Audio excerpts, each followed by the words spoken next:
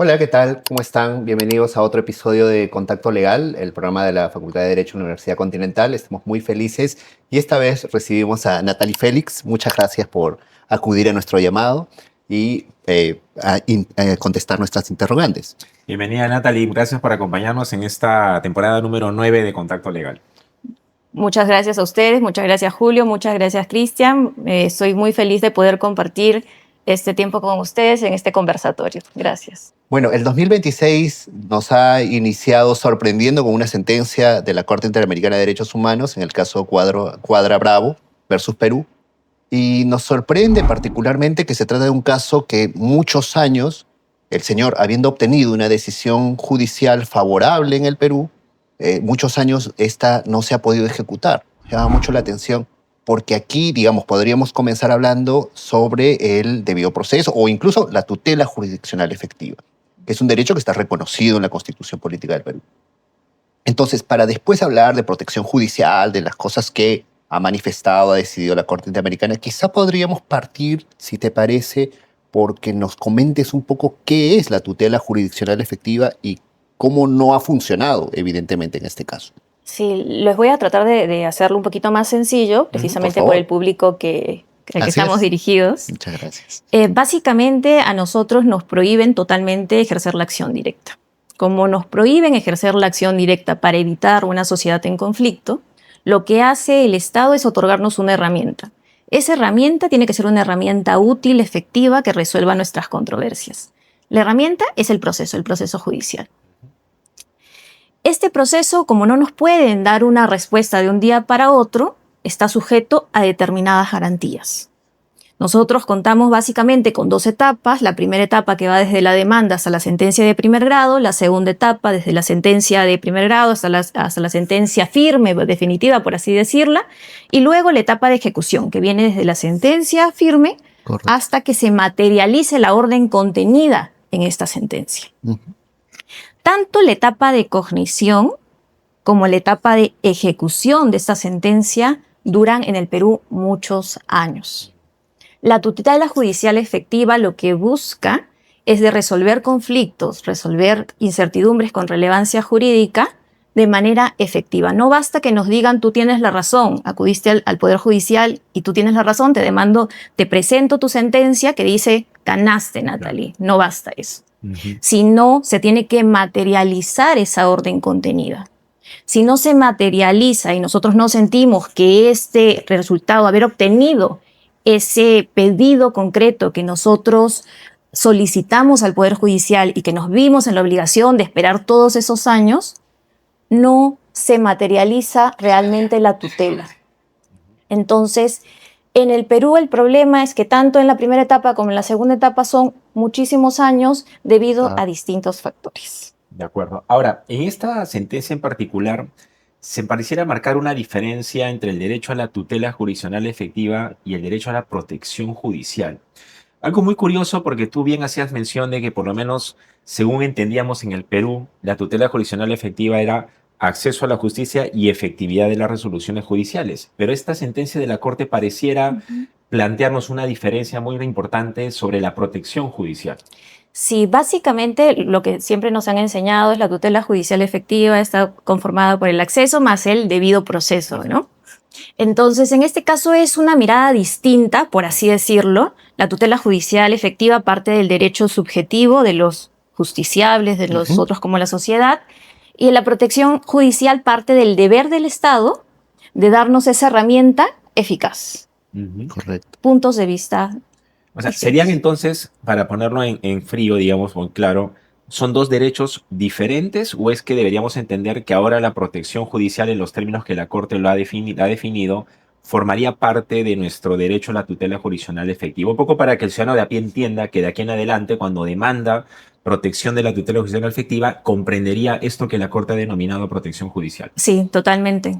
Debería de comprenderse dentro del derecho a la tutela judicial efectiva, la protección judicial, ese deber del Estado de darnos esa herramienta eficaz. Correcto. Ahora, para que se logre comprender también todo el contexto que ha sucedido, yo lo he referido muy rápidamente, el señor tenía una sentencia ganada y esta no se ejecutó por casi 20 años o se ejecutó defectuosamente, pero ¿qué más pasó? ¿Qué detalles rodean a este caso para que la gente, nuestros escuchas, puedan entenderlo en todas sus circunstancias, ¿no? Porque, por ejemplo, el Estado alegó una supuesta falta de competencia de la Corte porque todos no se habían recurrido a mecanismos procesales. ¿Qué ha pasado específicamente? Este proceso se deriva de una sentencia judicial firme del año 2003, más o menos. No se pudo ejecutar durante 20 años de manera total. ¿Por qué? Porque en el transcurso de este proceso hubieron distintas disposiciones en cuanto a los conceptos que debían integrar la pensión de jubilación de este señor.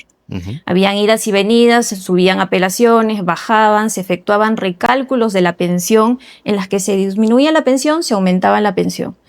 El Poder Judicial, al menos el órgano judicial, no emitió un pronunciamiento firme durante todo este tiempo en el que estableciera cuáles eran los conceptos que integraban este concepto.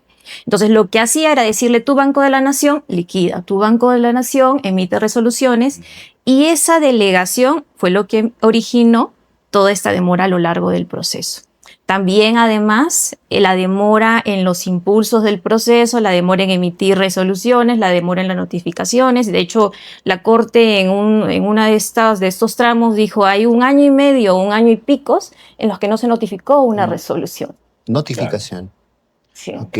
Ahora, pero, perdóname, Cristian, pero el señor, ante la inejecución de la decisión que proviene de un proceso, ¿no debió interponer previamente un amparo por la inejecución? Porque hay una vía procesal, digamos, que ha inventado el Tribunal Constitucional por la inejecución también de la decisión.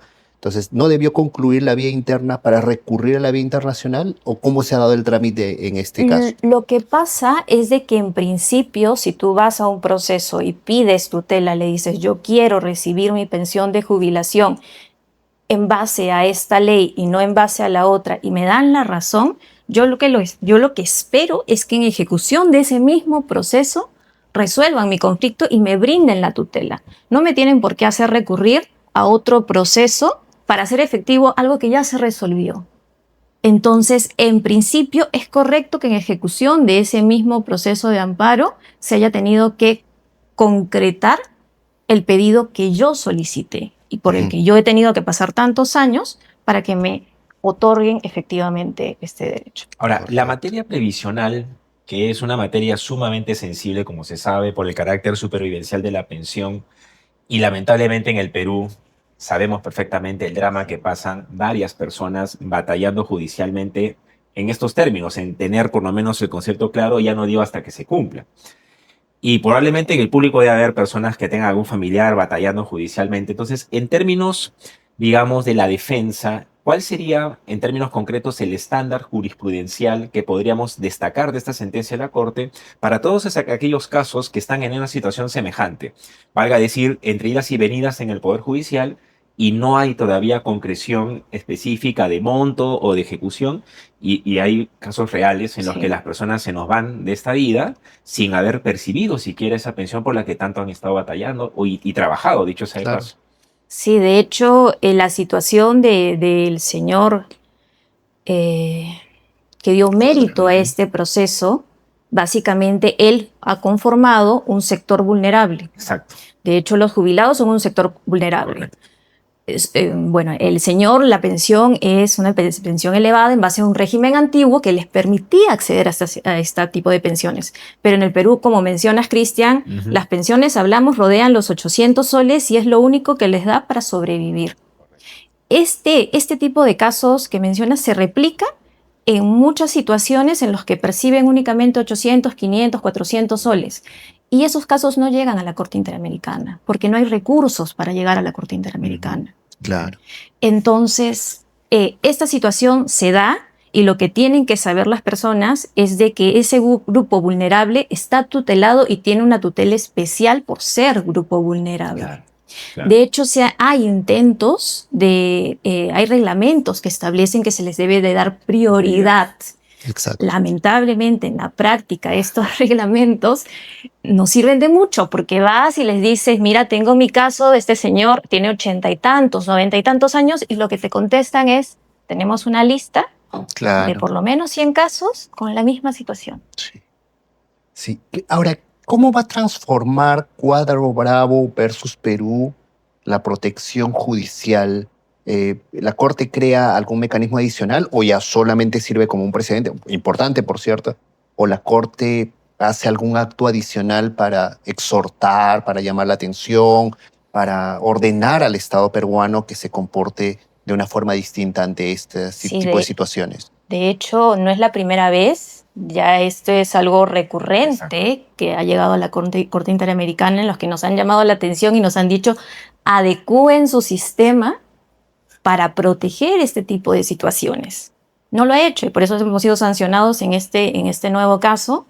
Y no lo ha hecho porque realmente el sistema de justicia tiene una serie de factores que hace que estos procesos se dilaten. Solo quiero poner un dato y que sí me gustaría compartirlos con ustedes. Es un dato que justo revisaba a raíz de este conversatorio. Es de que la carga de nuestro sistema de justicia son 5 millones de casos pendientes de resolver. 5 millones. De estos 5 Wow. millones, el 75% se encuentra en etapa de ejecución. Wow. ¿Qué está pasando? No hay ejecución. No hay una ejecución efectiva. Exacto. Ahora, sería interesante, perdóname, No, Julio, no, por favor.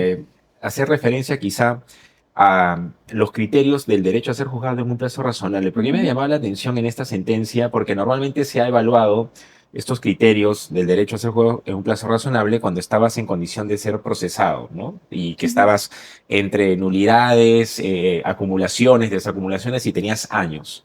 Pero ahora resulta que el derecho a ser juzgado en un plazo razonable también tiene que ser evaluado en la etapa de ejecución, porque no solamente es cuánto tiempo estás amarrado a un proceso, sino que ha terminado el proceso y no ves efectivizado tu derecho, ¿no? Totalmente. Y no solo en ejecución, sino en general en el trámite, pero Correcto. con mayor medida, Exacto. como dices, en ejecución. ¿Por qué? Porque ya tú tienes una decisión firme que te dice tú tienes la razón. Entonces, ¿qué más debes de cuestionar? No deberías de estar cuestionando nada. Pero entonces, este caso, si bien en el trámite creo que duró un año y medio, en ejecución duró 20 años y no era razonable. Hay criterios que la Corte Claro. ha desarrollado, 4 criterios principalmente que ha desarrollado, Así es. y te dice básicamente, en este caso, los 4 criterios, 3 de los criterios que desarrollé no se configuran en este caso, la persona actuó correctamente, el caso no es complejo, es un tema Correcto. provisional, Sí. lo has dañado, está dentro de un grupo vulnerable, el juez no actuó como Y la debía acción del actuar. Estado, claro. Exacto. Sí. Solo para ir concluyendo, quizás sea importante señalar, confírmanos si esto es así, que en este caso en particular ni siquiera se trataba de un tema presupuestario, No. como en otros en los que el Estado puede demorar porque el MEF se niega o dice que no tiene los presupuestos, ¿no? En este caso era un trámite, ¿correcto? Exacto, totalmente. De hecho, justo lo que nos hablábamos fuera de la reunión era que los procesos contenciosos administrativos, donde el demandado usualmente es el Estado, dura muchísimo tiempo y la ejecución mucho más porque la ley del presupuesto como que ata las manos a los jueces y a Claro. nosotros también. Ujú, Pero en este caso no era eso, fue claro. actuación del juez que no hizo Del sistema de correctamente, justicia. exacto, del sistema de justicia en general, del mismo juez también que tenemos medidas coercitivas que no Claro. las efectuó, No no las utiliza. utilizó en esa oportunidad. Entonces hay varios temas como estructurales del sistema de justicia, la sobrecarga, la misma actuación Exacto. del juez, la actuación de las partes de los mismos litigantes que a veces obstruyen. Sí, claro, Es claro. también un Que no es este caso, pero que lamentablemente No ha otras sido este causas- caso, otras causas son justificación de la demora también, ¿no? así es. Sí. Quizá alguna última reflexión sobre el sistema de justicia y las adecuaciones que necesitamos con urgencia. Sí, yo creo que una reforma al sistema de justicia es súper importante. Creo que estamos a puertas de las elecciones y lo que no hemos visto hasta ahora, ni en otros tiempos, propuestas sólidas de reforma del sistema de justicia. Sí, claro. No basta solo analizar la carga procesal, no basta analizar tampoco el número de jueces, basta ver el sistema de selección de jueces y fiscales que no ha cambiado en nada, solo han cambiado el nombre, pero mantienen el mismo sistema. Estamos con una cantidad de jueces provisionales supernumerarios enorme, supera el 60%. Sí, claro. Eso quiere decir que pueden moverlos, sacarlos como ellos les parezca, y eso implica que un nuevo juez tenga que estudiar nuevamente el caso. Claro, y impacta en el tiempo de resolución y Totalmente. todo lo que hemos conversado en esta Hay entrevista. intentos de reglamentos de módulos corporativos que pese a que les he dicho de que 75% de la carga es de ejecución, solo este reglamento del protocolo del módulo corporativo tiene un párrafo sobre ejecución, nada más. Ujú. No se ha visto realmente la importancia de una descarga en ejecución de estos casos. Entonces, mis últimas palabras son de que seamos críticos, mantengamos esa actitud crítica, propongamos y también exijamos propuestas y que éstas se concretizan. Muchísimas Muy bien, gracias. muchas gracias, Natalie. Bien, doctoras, doctores, amigos y amigas, así llegamos al final de este nuevo episodio de su programa Contacto Legal. Nuevamente, muchas gracias, Natalie, No, por estar gracias con a nosotros. ustedes. Que no sea la Gracias. primera Gracias. ni única vez. Claro que sí. Muchas gracias. Muchas gracias. Nos vemos. Chao, chao.